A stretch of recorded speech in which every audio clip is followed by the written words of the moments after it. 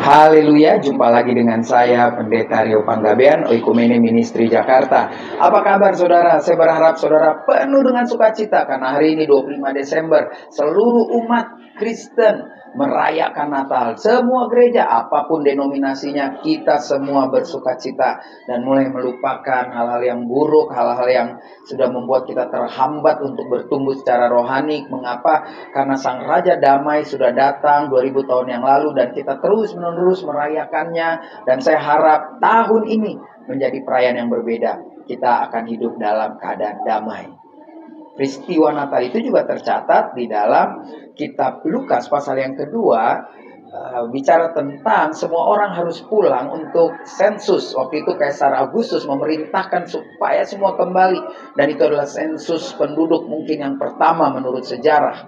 Nah, ketika mereka sampai di Bethlehem, beginilah salah satu tulisan yang menjadi kebenaran firman Tuhan. Di dalam Lukas pasal 2 ayat 6 dan 7 dikatakan, ketika mereka di situ, tibalah waktunya bagi Maria untuk bersalin, dan ia melahirkan seorang anak laki-laki, anaknya yang sulung, lalu dibungkusnya dengan lampin dan dibaringkannya di dalam palungan, karena tidak ada tempat bagi mereka di rumah penginapan. Ini kita tahu peristiwa Yesus lahir tidak ada tempat. Jadi yang terburuk adalah dia lahir di tempat yang hina, kandang domba, dan itu sulit diterima oleh banyak orang, kalangan atas, bawah, atau tengah pun. Masa raja lahir di tempat yang hina? Tidak seperti raja-raja dunia, bahkan ketika kehamilan bulan pertama pun sudah menentukan di mana akan melahirkan sang putra mahkota.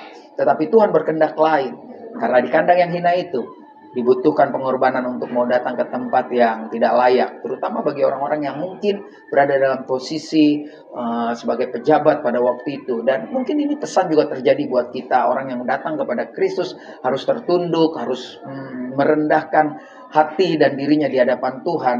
Itu sebabnya kalau saudara ke Bethlehem, saya percaya pintu masuk ke gereja di mana Yesus dilahirkan benar-benar pendek ya, kota seperti mungkin hanya 1 meter. Jadi setiap orang harus nunduk ke bawah. Itu sepertinya mengajar bahwa kalau kita mau datang ke tempat Yesus lahir, harus semua rendah, harus semua sama rata. Nah, dari bagian ini yang kita baca, sebetulnya menceritakan bahwa Tuhan sudah menggenapi berkat-Nya, menggenapi janjinya, menggenapi nubuat-nubuatnya jauh sebelum Kristus datang, bahwa bangsa ini akan diselamatkan dan akan datang seorang Mesias Juru Selamat. Tapi kalau kita mau pergi kepada bagian lain di dalam Lukas pasal 2 ayat 8 sampai 20, saudara baca yang menarik di ayat 10-11, bahwa dikatakan hari ini telah lahir Yesus yang akan menjadi juru selamat bagi seluruh bangsa. Ternyata ketika Yesus hadir, maka penggenapannya itu bukan untuk bangsa Israel, tetapi buat saudara dan saya, semua bangsa. Dan berbahagialah kalau kita sudah menerima Kristus, karena kita sudah diselamatkan. Jangan-jangan bangsa yang dulu menjadi targetnya belum diselamatkan, sehingga mereka masih mencari keselamatan. Jadi hari ini ketika kita merayakan Natal 25 Desember, banggalah, berbahagialah, bersukacitalah, raihlah masa depan yang penuh harapan pasti, karena kita sudah punya Sang Juru Selamat, Raja yang kekal, Raja damai, penasehat. Jadi tidak ada alasan buat kita untuk menikmati Natal kali ini dengan kesedihan.